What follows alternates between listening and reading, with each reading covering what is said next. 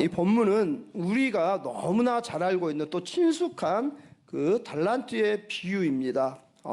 5달란트, 2달란트, 1달란트 받았던 종들이 나오죠. 주인이 먼 나라로 떠났다가 다시 돌아와서 5달란트 남겼던 사람, 또 2달란트를 가지고 2달란트를 남겼던 사람에게 이렇게 칭찬을 하시는 그 칭찬의 내용입니다. 착하고 충성된 종아, 내가 작은 일에 충성하였으니 내가 많은 것으로 너희들에게 맡기마. 오늘 익숙한 이 본문의 비유를 통해서 오늘 우리 스스로에게 저희가 이런 질문을 저와 여러분이 던졌으면 좋겠습니다. 어떤 질문이냐? 무엇이 이 칭찬을 받았던 종들로 하여금 그들을 착하고 충성된 종들이라고 할 수 있었을까? 되게 할 수 있었을까? 여러분, 이게 왜 중요하냐면 우리의 전 일생을 걸고 하나님 앞에서 우리의 삶을 결산하는 그날 저와 여러분이 충성된 종으로 나타나기 위해서 반드시 우리가 계속해서 던지고 대답해야 할 중요한 질문이자 답입니다. 여러분, 오늘 우리가 다 여기 보시면 여러 가지 또 사역을 하시고 또 신앙생활들을 하고 있는데 그것이 주님이 보셨을 때 충성된 자라오는 주님의 그런 어떤 칭찬이 나와야 된다는 거예요. 그렇다면 무엇이 저와 여러분에게 여러분을 충성된 종으로 만들 수 있겠느냐라는 것입니다. 저는 우리가 충성된 종으로 갈 수 있는 첫 번째 중요한 것이 맡은 자의 의식이라는 것이죠. 맡은 자의 의식, 혹은 여러분 좀 청지기 의식이라고 말할 수가 있습니다. 자, 마태복음 25장 14절 말씀 한번 읽어보겠습니다. 같이 읽습니다. 시작. 또 어떤 사람이 타국에 갈 때 그 종들을 불러 자기 소유를 맡김과 같으니. 아멘. 아멘. 어떤 사람이 주인이겠죠. 종들의 주인이겠죠. 주인이 먼 나라로 떠나가면서 자기 종들을 불러서 그들에게 자기 소유를 어떻게 했다고요? 맡겼어요. 그러니까 종들 편에서는 주인이 맡겨주신 것을 맡은 자들이라는 거예요. 맡은 자들. 여러분, 여러분에게 주신 재능, 달란트 누구 것이라고요? 하나님 것. 안 들리는, 자신이 없으니까 천천히. 누구 것이라고요? 하나님 것. 진짜 그렇게 생각하십니까? 에이, 진짜입니까? 아멘. 네. 내 것이 아니죠. 누구 거예요? 주인이 맡겨주셨다는 거예요. 우리는 뭐예요? 맡긴 자라는 것은 뭐냐? 관리하는 관리자에 불과하다는 것이죠. 요즘 말로 매니저에 불과합니다. 좀 더 고대적인 언어로 뭐예요? 청지기다. 얼마나 많이 맡았느냐? 그게 오늘 중요한 것이 아니에요. 오늘 포인트에 본문의 중요한 포인트가 무엇이냐? 많이 받았냐? 적게 받았느냐? 이게 아니라는 거예요. 중요한 것은 뭐냐? 우리가 맡은 것을 내가 어떻게 관리할 수 있느냐라는 것이에요. 여러분, 5달란트, 2달란트 맡은 자와 다르게 1달란트 받은 자는 이게 책망을 받았어요. 그러면 여러분 생각할 때 1달란트는 5달란트와 2달란트에 비해서 적죠. 그러면 적게 받았기 때문에 책망을 받았을까요? 그게 절대로 아닌 거 저와 여러분이 다 아세요. 그죠?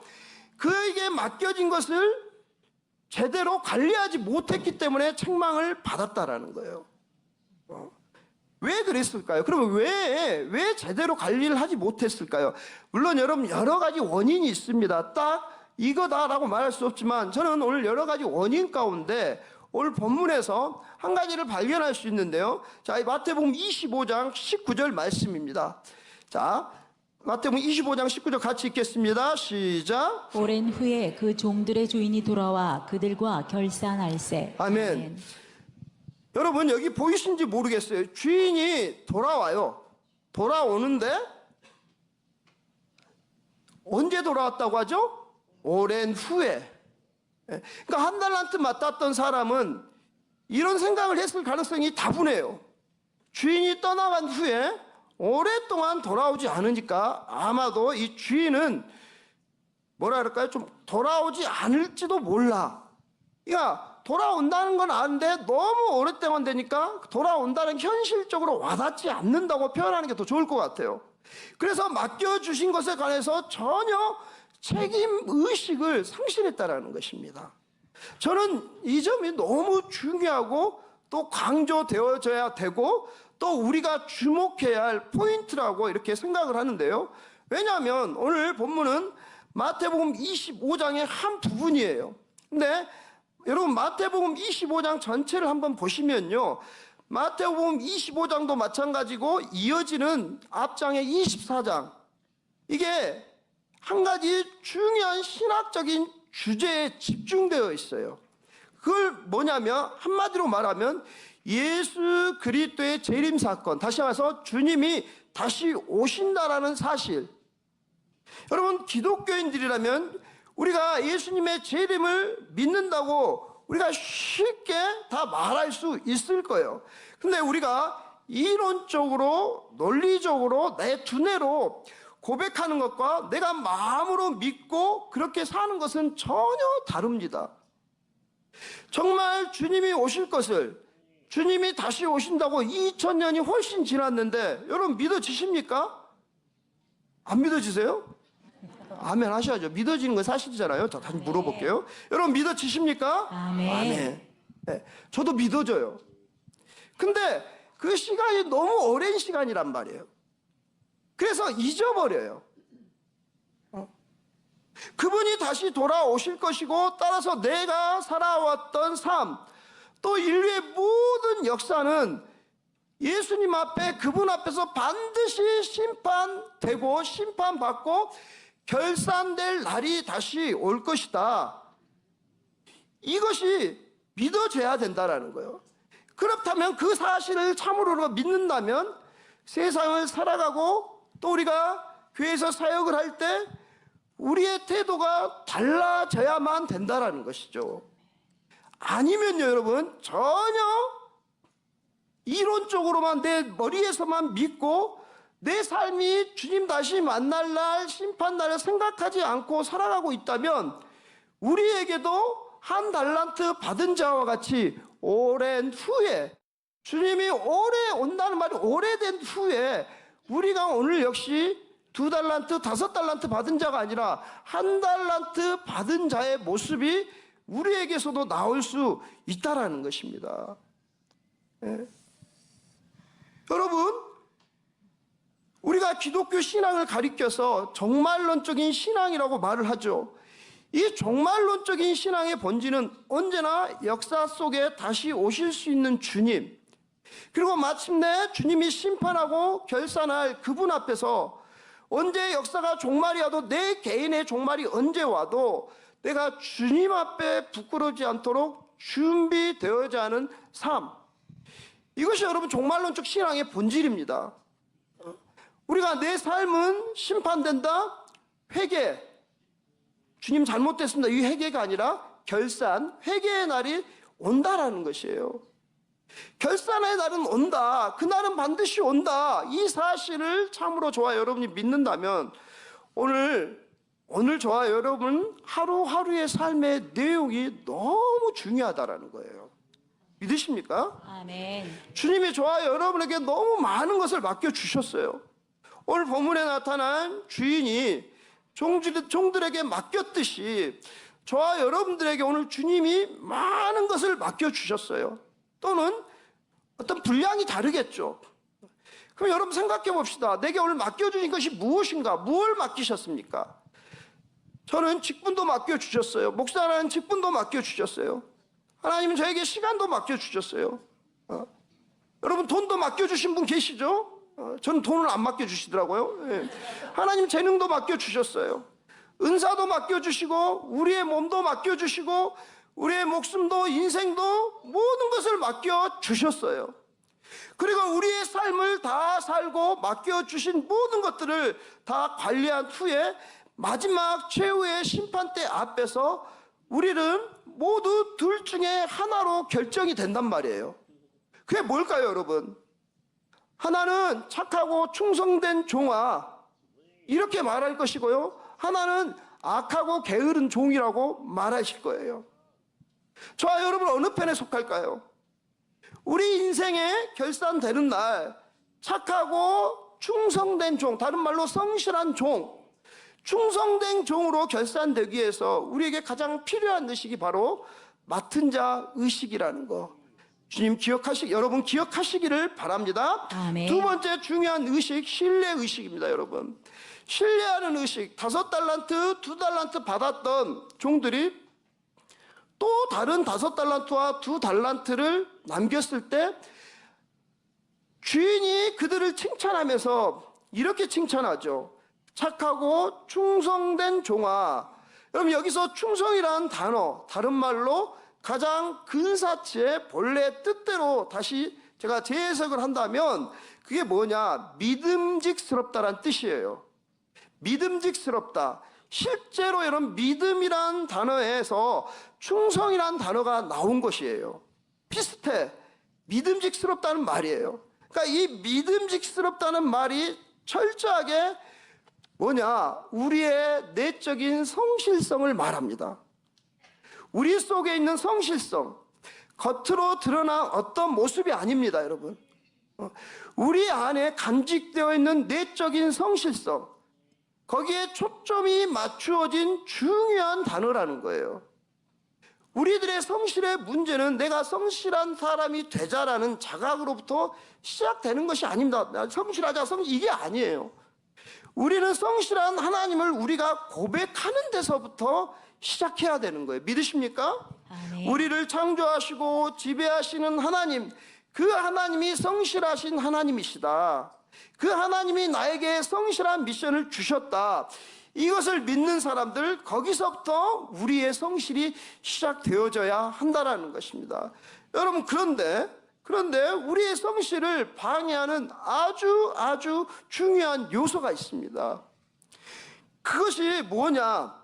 나쁜 말은 아니에요. 설교 때도 많이 들었고 성경을 볼 때도 우리가 그걸 가져야 한다고 말하고 우리가 늘 말한 입에 올리는 거예요. 그것이 바로 뭐냐? 비전과 꿈이에요. 우리의 성실을 방해하는 중요한 요소, 비전과 꿈. 여러분 이해가 되십니까? 여러분 성경의 흔한 예로 요셉을 비전의 사람, 꿈의 사람이라고 말합니다.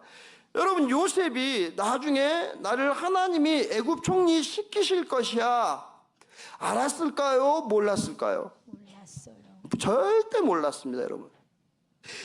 그래서 그 어려움 속에서도 내가 나중에 총리 될 거니까 그 비전을 가지고 꿈을 가지고 쓰러지지 않고 견뎌내서 드디어 총리가 됐냐라는 거예요. 그렇지 않습니다. 그는 보디발의 노예가 돼서 자기가 총리가 될 것, 그 꿈과 비전을 갖고 있었기 때문에 그가 견뎌낼 수 있었던 것이 아니에요. 그럼 뭘까요? 그는 성실성을 가지고 있었습니다. 성실함을 가지고 있었다라는 거예요. 내가 오늘 보디발의 노예로서 감옥에 있는 그 자리에서, 팔려간 그 자리에서 나에게 주어진 그 일에 최선을 다하여 성실하게 해 나갈 것이다. 이것이 바로 요셉의 강점이었다라는 거예요. 저와 여러분이 비전을 가지고 꿈을 가지고 여러분 저도 비전과 꿈이 굉장히 많았습니다. 그래서 그걸 갖고 있다고 해서 하나님이 나를 크게 써주시느냐? 절대 아니라는 거예요. 물론 여러분 비전과 꿈을 갖지 말라는 말이 아닙니다. 그 전에 더 중요한 건 뭐냐? 성실성이라는 거예요. 날마다 나는 하나님 선교 보낼 거야. 내 안에 이 선교에 대한 열정이 있어. 맨날 말은 그렇게 하는데 지금 삶에서 최선을 다하지 않아요. 지금 내게 맡겨진 사역에서 최선을 다하지 않아요. 성실하지 않아요. 대충 넘어가려고 하는 것들이 너무 많이 보이게 된다면 그것이 정말 하나님이 주신 비전과 꿈이겠냐라는 거예요. 자기 착각이죠. 여러분 창세기 39장 2절 한번 보시겠습니다. 창세기 39장 2절 하나님께서 요셉에게 뭐라고 말씀하십니까? 같이 읽겠습니다. 시작. 여호와께서 요셉과 함께 하심으로 그가 형통한 자가 되어 그의 주인 애굽 사람의 집에 있으니. 자, 하나님이 함께 하심으로 그가 형통한 자가 되어 성실하게 주어진 자리에서 최선을 다했다라는 거예요. 그래서 여러분 하나님 형통의 은혜를 주십시오. 우리 기도하는데 형통이란 무엇이냐? 갑자기 막 탄탄대로를 끈 게 형통이 아니에요. 여러분 빨리 그 이미지를 바꾸셔야 돼요. 형통한 자는 여기서 말하는 하나님이 형통한 자는 뭐냐? 내가 지금 주어진 자리에서 성실하게 살아가는 것, 이게 형통한 자의 삶이라는 것을 믿으시기를 바랍니다. 하나님이 함께 하시는 사람이 무엇이냐? 성공한 자리, 그 비전과 꿈을 가는 길이 아니라 지금 내게 있는 그 상황에서 성실하게 그 일들을 감당하는 것, 그것이 형통한 자요 하나님이 함께 하시는 자라는 것을 믿으시는 저와 여러분 되시기를 바랍니다. 아멘. 여러분 한 달란트 받았던 종의 문제가 어디 있었습니까? 자기에게 그것을 맡겨주신 주인을 믿지 못했어요. 주인을 신뢰하지 못하는 거예요. 자, 마태복음 25장 24절 한번 읽어보겠습니다. 같이 읽겠습니다. 시작. 한 달란트 받았던 자는 와서 이르되 주인이여 당신은 굳은 사람이라 심지 않는 데서 거두고 해치지 않는 데서 모으는 줄을 내가 알았으므로. 자, 여러분 한 달란트 받은 자가 지금 주인에게 뭐라고 했습니까? 당신은 굳은 사람입니다. 이 원문으로 보면 혹독한 사람입니다, 인색한 사람입니다, 이런 뜻이에요. 여러분 주인 보고 인색하다, 당신은 혹독하다 그랬다니까요. 왜 그랬을까요? 아마도 그것은 틀림없이 다른 사람에게는 달란트 혹은 2달란트를 줬는데 왜 나에게는 1달란트만 줬느냐 하는 불만의 어떤 이 얘기였을 거예요. 그죠? 나에게는 왜 이렇게 작게 주냐라는 거예요. 당신은 나에게만 짜고 혹독하고 인색한 사람입니다, 이런 말이라는 거예요. 근데 여러분 한 달란트라는 것이 적은 것이 아니에요. 그 당시 예수님께서 여러분 1달란트면 적게 쳐도 20년은 일하지 않고 살 수 있는 생활비에 해당하는 거예요. 20년을 살아갈 수 있는 생계비. 그러면 생각해 보세요. 여러분 작을까요? 클까요? 커요. 예? 헷갈리세요? 커요. 어제 가정예배 드리는데 제가 우리 아이들에게 물어봤어요. 야, 20년치를 먹고 살 수 있대 그랬더니 우리 막내가 작다고 했습니다. 그럼 몰라서 그러잖아요. 그죠? 애기라서. 여러분 작지 않아요. 20년을 먹고 살 수 있는 건 작지 않다라는 거예요. 그죠? 그러면 그 사람이 나에게도 이렇게 많이 맡겨주셨구나, 고맙구나, 감사하구나, 내가 이것을 제대로 관리해야 되겠구나 생각하고 거기에 집중한 것이 아니라 다른 사람에게는 왜 5달란트를 주고 2달란트를 줬는데 나는 왜 1달란트를 주느냐, 비교하니까 그랬다라는 거예요. 비교. 그래서 이 비교라는 것이 항상 인생을 불행하게 만들어요. 여러분 비교하기 시작하면 인생이 복잡해집니다. 여러분 내가 뭔가 지금 일이 안 풀려도 다른 사람이 이렇게 되는데 비교하지 말란 말이에요. 나를 향하신 하나님의 뜻이 있어요. 우리가 1달란트 받은 자가 되어서는 안 된다는 것입니다. 항상 비교하면 난 비참한 존재가 될 수밖에 없다라는 거예요. 그러나 초점을 거기다 맞추지 말고 우리가 하나님을 바라보아야 된다는 거예요. 하나님이 나에게 이것을 맡겨주셨다, 이게 바로 신뢰하는 의식이라는 거예요. 하나님을 신뢰하는 의식, 그리고 하나님이 맡겨주신 나의 삶에 대한 가능성을 또한 신뢰하는 믿음이라는 것입니다. 여기서부터 저와 여러분 우리의 성실성이 시작된다는 것이죠. 어떻게 우리 인생을 다 살고 난 후에 이제 우리가 살아계신 주님 앞에, 역사의 심판자이신 그 주님 앞에 우리가 충성된 종으로 나타날 수 있을까? 그것은 신뢰하는 의식, 인생을 너무 부정적으로 비판적으로 보지 마시고 항상 다른 사람과 비교하지 마시고 늘 신뢰하는 하나님이 나에게 이것을 맡겨주셨다, 그러한 의식으로 사실은 주님을 신뢰하는 저와 여러분 되시기를 바랍니다. 저는 모세가 그런 사람이었다고 믿어요. 모세가 뭐 그렇게 탁월했던 사람이 아닙니다. 여러분 자기가 그러자, 나는 말도 잘 못하고, 근데 어떻게 내가 백성들을 설득해서 백성을 이끌고 나가겠습니까? 하나님이 내가 너와 함께 하겠다, 사람을 붙이겠다 그랬더니 모세가 여러분 다른 건 생각 안 했어요. 그냥 담백하게 믿었어요. 모세가 믿었다니까요. 여러분 하나님이 여러분과 함께 하시는 거 믿으십니까? 아멘. 근데 이제 어려운 상황이 나오면 또 안 믿어지잖아요. 그죠? 예. 그러니까 참 그게 힘들어요. 저도 그래요, 여러분. 근데 모세는 정말 그냥 받아들이고 하나님이 함께 하신다 믿었다는 거예요. 이게 우리와 다른 것이었죠. 사랑하는 여러분, 어떻게 우리 인생에서 이런 성실함에 충성스러움에 결론을 가질 수가 있을까요? 하나님을 신뢰하시는 저와 여러분 되시기 간절히 축복합니다. 아멘. 세 번째, 존재의식이에요. 존재의식. 우리가 인생을 사는 사람을 크게 두 가지로 여러분 나눌 수가 있는데요. 한 종류의 사람은 소유의 가치관을 가지고 살아가는 사람이 있어요. 더 많은 소유. 그것이 나를 행복하게 한다고 믿는다라는 것이죠.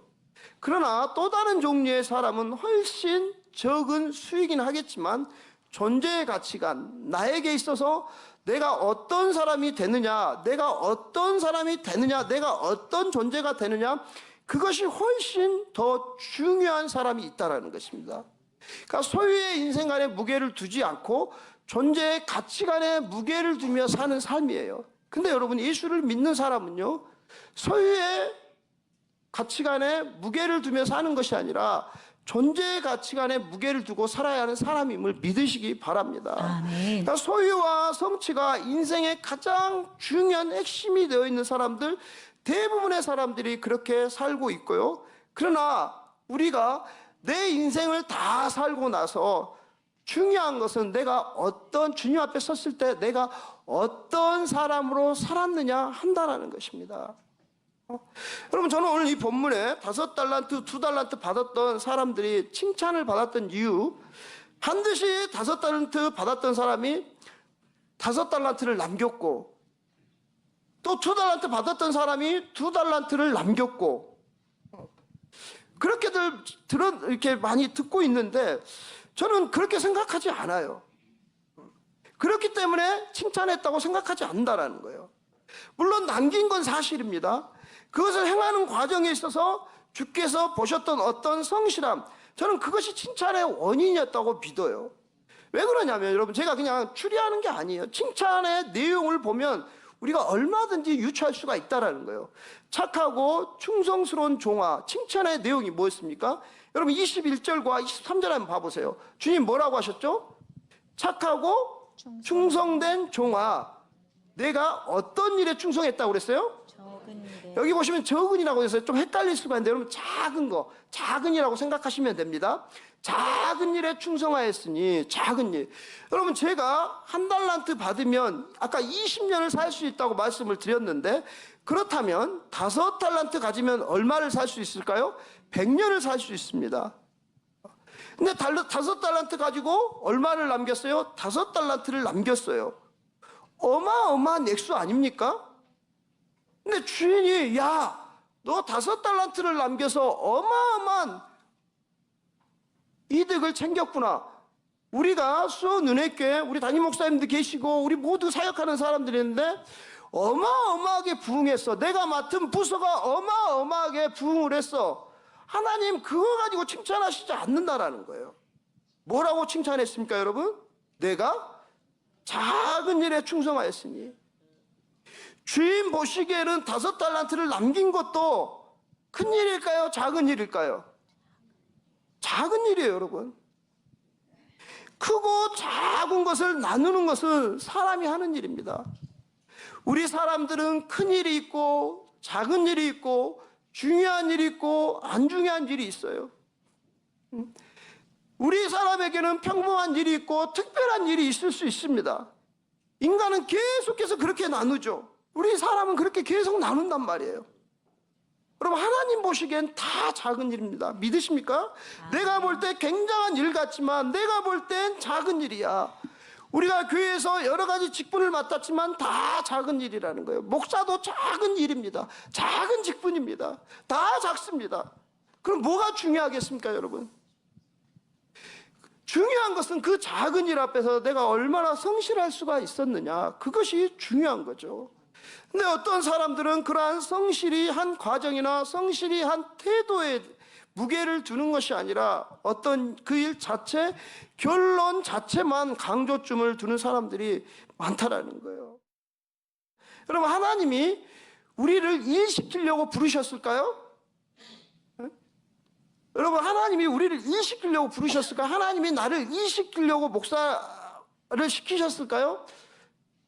저는 절대 그렇게 생각 안 합니다. 그렇게 생각한 적이 단 1분 1초도 없었습니다.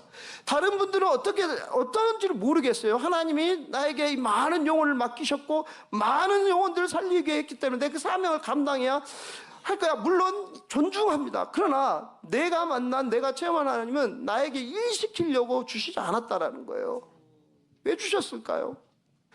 하나님의 은혜 가운데 살아가려고, 하나님의 바라보고 살아가게 하려고 하나님이 나에게 주신 것이 너무나 많다라는 거예요. 제가 이 목사의 직분을 받았기 때문에 내가 잘나고 난누가 뛰어난 거 하나 정말 모자랍니다. 공부도 못했어요. 저는 여러분 잘하는 거 운동 하나밖에 없었습니다. 근데 하나님이 나를 왜 목사를 시켜주셨느냐? 내가 이 목사라도 안 하면 하나님의 은혜 가운데 살지 못하기 때문에 하나님이 나를 은혜 주시려고. 저는 여러분 선교사 간 것도 있죠. 선교사 처음에 갈 때는 동티벳 그 영혼들을 살려내야겠다. 근데 가보니까요, 살리는 일을 하나님이 하시는 거예요. 하나님이 나에게 주신 은혜가 너무 많더라는 거예요. 여러분, 제가 그 시간, 3년의 시간이 없었으면 이 자리에 못 섭니다. 하나님 저에게 건강을 주셨어요. 거기서 부지런히 산에 다니며 산을 넘어다며 사람들 다니면서 나에게 건강을 주셨단 말이에요. 그래서 이렇게 사역할 수 있게 하시는 거예요. 여러분, 하나님이 주신 은혜가 너무 많아요. 저는 모든 사역을 할 때 하나님이 이것을 또 나에게 무엇을 주실까를 기대한다라는 거예요. 저는 그래서 우리 청년들, 임원들 이렇게 상담하다 보면 그래요. 목사님 너무 부담스러워요. 리더가 부담스러워요. 연락해도 연락도 안 받고 카톡을 해도 읽었는데 아무 답도 안 하고 안 모이고, 우리 가정교회 모임하면 몇 명 안 모이고 너무 부담스럽다는 거예요. 부담 갖지 마라. 너가 하나님 앞에 문자 보내고 아이들을 위해 기도하고 그 성실함만 해내라. 오고 안 오고 그들이 예수를 믿고 신앙생활 잘하는 것, 네가 아무리 성실히 해낼 수 없어. 그건 누가 하실 거예요? 하나님이 하시는 일이다.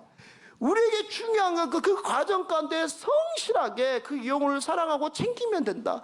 네가 그 결론까지 내려고, 네가 그 열매까지 맺으려고 하지 마라. 열매를 맺게 하시는 분은 하나님이시라고 늘 아이들에게 얘기해 주고 있습니다.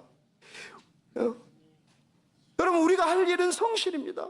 성실하게 전화하고 모이자 말하고 그 영혼을 위해 기도해 주고 그들의 마음을 움직이시는 분은 하나님이시라는 거예요.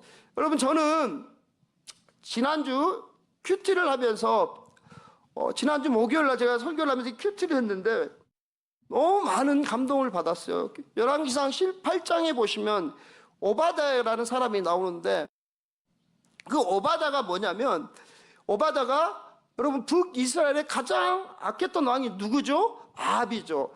아합 왕 시대 국내 대신이었어요. 굉장히 중요한 직책을 하고 있었어요. 그때 이 열왕기상 18장의 배경이 뭐냐면, 그 북이스라엘에 심한 가뭄이 들었어요. 그래서 아합과 오바댜가 물 근원을 찾아서 나서요. 서로 찢어져서 서로 찾고 있는데 오바댜가 찾는 중에 엘리야를 만나요. 엘리야는 아합과 이세벨이 죽이려고 찾고 있었던 사람이죠. 그래서 이사야가 뭐라고 하냐, 오바댜한테, 이사야가 아닙니다, 엘리야가 뭐라고 하느냐, 내가 여기 있다고 너희 왕에게, 아합에게 가서 말해라. 그랬더니 이 오바댜가 거절합니다. 왜 거절하느냐, 이 엘리야는 하나님의 사람이기 때문에 내가 아합에게 엘리야가 여기 있다고 말하면 아합과 이세벨이 찾아내서 반드시 엘리야를 죽일 것이다. 근데 엘리야는 하나님의 사람이기 때문에 하나님이 엘리야를 죽게 놔두지 않을 것이다. 감추어 줄 것이다. 그러면 아합이 왔을 때 엘리야가 없으면 오바댜는 어떤 사람이 되죠? 거짓말하는 사람이 되는 것이에요. 그렇죠? 그래서 그 얘기예요. 그러니까 이 내용을 보면 이 오바댜가 굉장히 영적인 사람이에요. 엘리야는 하나님의 사람이니까 하나님 죽게 두지 않으실 것이다, 감춰 주실 것이다. 여기까지 좋았단 말이에요. 근데 열왕기상 18장 13절 14절 한번 읽어보겠습니다. 이거 뭐라고 말하냐, 읽어볼까요? 시작. 이세벨이 여호와의 선지자들을 죽일 때에 내가 여호와의 선지자 중에 100명을 50명씩 굴에 숨기고 떡과 물로 먹인 일이 내 주에게 들리지 아니하였나이까. 이제 당신의 말씀이 가서 내 주에게 말하기를 엘리야가 여기 있다 하라 하시니 그리하면 그가 나를 죽이리이다. 그러니까 이게 무슨 말이냐면 엘리야를 감춰줄 것인데 자기가 거짓말쟁이가 되면 죽을 것이다. 그러면서 어떤 얘기를 하냐? 내가 과거에 선지자 이세벨이 하나님의 선지자를 죽이려고 했을 때 그 100명을 감춰서 그들을 먹여 살렸어요. 그러니까 그 목숨을 내어놓고 했던 일이고, 그리고 그 100명을 먹여 살리면 얼마나 많은 물질이 들었겠습니까? 그렇죠? 그러니까 내가 이런 의로운 일을 했는데 내가 엘리야가 여기 있다고 말하고 엘리야가 없어서 아합에게 죽으면 나는 이렇게 죽으면 안 되는 사람이라는 거예요. 왜? 내가 이렇게 의로운 일을 했는데, 하나님 목숨 걸고 일했는데 내가 이렇게 죽으면 되겠습니까? 이런 얘기인 거예요.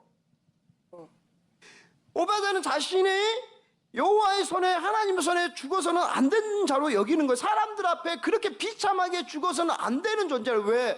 나는 의로운 자였기 때문에, 나는 의로운 일을 했기 때문에, 하나님 앞에 큰 일을 한 자이기 때문에 나는 그렇게 죽어서는 안 된다라는 거예요.